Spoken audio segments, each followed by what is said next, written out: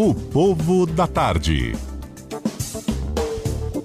São 3h23. Você sabe, estava comentando ainda há pouco aqui com a Sara, que ontem à noite, tal hora ali pelo Twitter, né? De repente começou o Rômulo Costa, inclusive, que colocou o vídeo, né?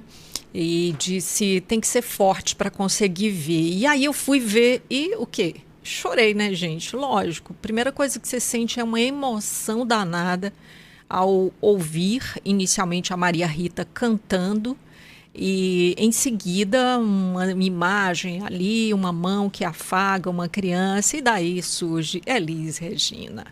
Aí não dá, né, gente? Você chora mesmo.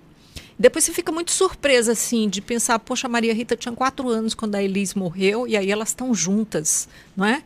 E aí depois vem um estranhamento, eu digo, opa, não, peraí, tá estranho isso daí, né? Dá um temor, assim, do que pode surgir a partir disso, né? São muitos os sentimentos, né? Eu não sei o que você sentiu, mas eu basicamente tive esses sentimentos quando vi aí o vídeo com o comercial da Volkswagen feito com participação de inteligência artificial que retrata a Maria Rita e a Elis Regina cantando juntas a música do Belchior, Ainda Somos os Mesmos e Vivemos como os Nossos Pais. Mas quais são os limites da inteligência artificial? Quais são os riscos, né, para a nossa percepção da realidade? Vamos conversar agora com o Head de Educação Corporativa da Modsoft Academy e doutor em Filosofia, Tiago Magalhães. Olá, boa tarde, bem-vindo. Boa tarde, Maísa, um prazer falar com você. Você ouviu aí, né, quais foram os sentimentos que me sucederam justamente quando eu vi esse comercial, né? Então tem ali uma técnica utilizando a inteligência artificial. São, na verdade, inteligências artificiais interagindo e trazendo essa sensação de que mãe e filha se encontraram. Tem limite para esse encontro? Olha, é até difícil da gente conseguir divisar, né, isso, porque são muitas possibilidades, né, como você falou. A produção desse comercial, que inclusive eu senti exatamente isso que você relatou agora, né, muito emocionante, uma coisa que toca, né, realmente a gente, ainda mais sendo a canção do Belchior, né, que tem uma significação ainda mais especial para nós. E esse clipe especificamente, ele é feito com uma interação entre algoritmos distintos, né? Em que um deles é treinado para produzir essas imagens cada vez mais parecidas, né, com imagens reais, que uma pessoa não vai conseguir distinguir, né, pelo menos não com facilidade, assim, de imagens produzidas por uma fotografia normal, por exemplo. E tem o outro algoritmo que vai interagir com ele, que é uma espécie de especialista em detectar esse tipo de produção artificial de imagem. Então, eles são programados e vão interagir em determinado momento até que os resultados sejam justamente esses que a gente observou, né? Uma produção de imagens extremamente convincentes, né? Que não tem como a gente diferenciar, né, de uma gravação real. Durante o período da campanha eleitoral, né, a campanha eleitoral mais recente, nós ouvimos falar muito em deepfake. Então, eu queria que você trouxesse um pouco para a gente aí de volta, né, essa definição do que é deepfake, porque na prática mesmo aí o que a gente vê nesse comercial é uma deepfake, né? Exatamente. Então, a deepfake é essa produção de conteúdos, né, imagens, vídeos que tem essa similaridade, né, muito grande, né, como se tivesse sido realmente feita aquela foto ali de uma pessoa, né?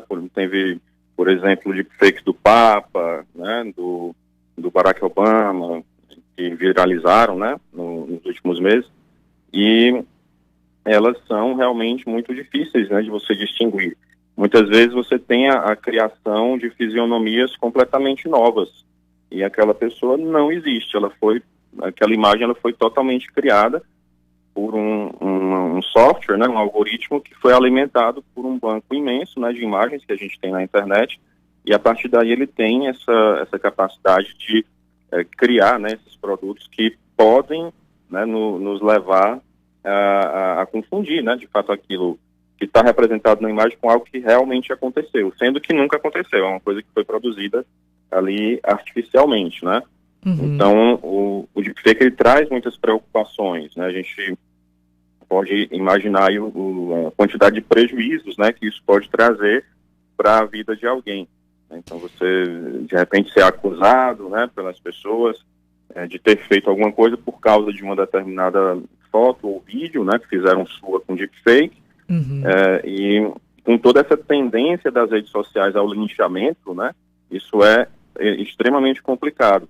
Tem iniciativas, né, de tentativa de regular isso, é um fenômeno recente, então as coisas ainda estão se processando, mas é muito desafiador, porque a velocidade das redes sociais é uma, a velocidade da lei é outra, né?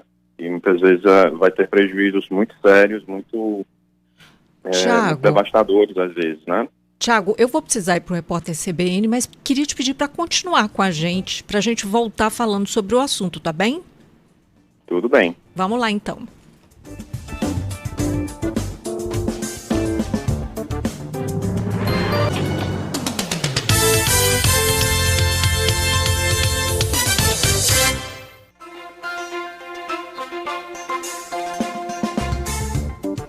O Povo da Tarde.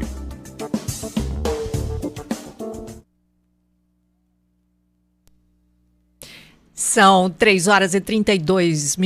Nós estamos de volta conversando agora sobre esse comercial que está dividindo opiniões, muitas opiniões, o comercial que usa inteligência artificial e que coloca Elis Regina e Maria Rita juntas cantando lado a lado, uma dirigindo um automóvel, outra dirigindo uma versão atualizada, e elas cantam a música Como Nossos Pais, de Belchior. Inclusive, em determinado momento aparece ali uma camiseta, né, com o rosto do Belchior, e a gente vai falar daqui a pouquinho sobre direito autoral. A gente está conversando agora sobre inteligência artificial e deepfake, as aplicações, né, e os riscos, com o head de educação corporativa da Moldsoft Academy, Tiago Magalhães. Tiago, muito obrigada por ter continuado com a gente.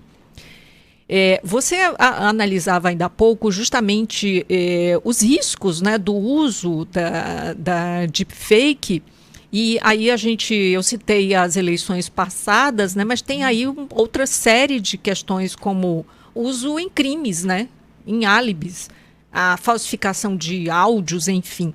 Como é que a gente, enquanto sociedade, já convivendo com isso, e há bastante tempo que a gente nem se dá conta, como é que a gente pode se precaver para não cair nos áudios falsos, nos vídeos falsos?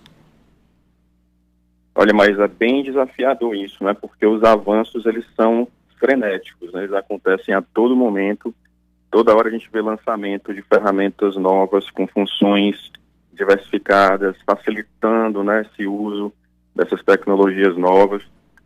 Então é realmente bastante difícil, né, acompanhar. Mas o ideal é isso, é acompanhar, né, estar sempre antenado de quais são, né, essas ferramentas, o que é que elas conseguem fazer, né, estar ciente, né, dessas possibilidades novas que são criadas, inclusive para a gente não cair, né, em determinadas limitações que são muito comuns, né, na inteligência artificial. A gente pode perceber isso.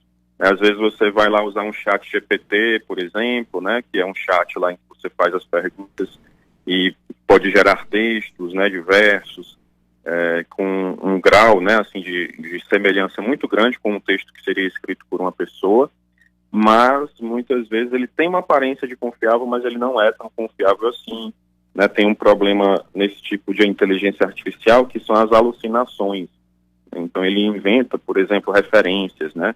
Aí vai lá o gaiato tentar fazer um trabalho de faculdade no chat GPT, né, e o chat inventa uma referência lá que não existe, né, o que a gente chama de alucinação.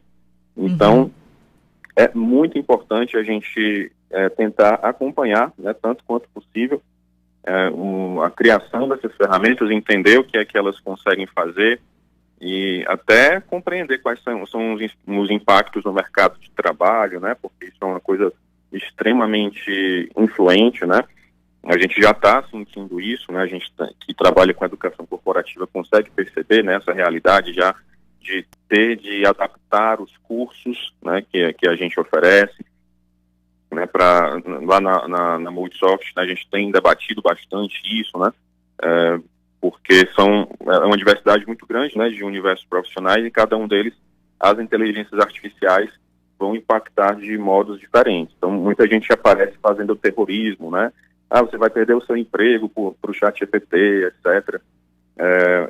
A gente não pode falar assim que vão acabar determinadas profissões, mas que certamente vai haver uma reordenação do mercado de trabalho. Isso é muito evidente, né? Uhum. Então, quanto mais a gente estiver atualizado, quanto mais a gente conseguir entender o alcance disso, né? Entendendo sempre a inteligência artificial como um instrumento. Ela é um instrumento que traz muitas possibilidades, pode trazer a Elis Regina de volta, né, para fazer uma propaganda, e ao mesmo tempo pode, né, tem esse outro gume, e pode destruir a vida de uma pessoa, né, através de uma intervenção com deepfake, né? Então, quanto mais a gente conhece isso, mais a gente consegue se preparar para lidar com esses instrumentos. Pois não. Muito obrigada, então, por estar com a gente, Tiago. Até uma próxima.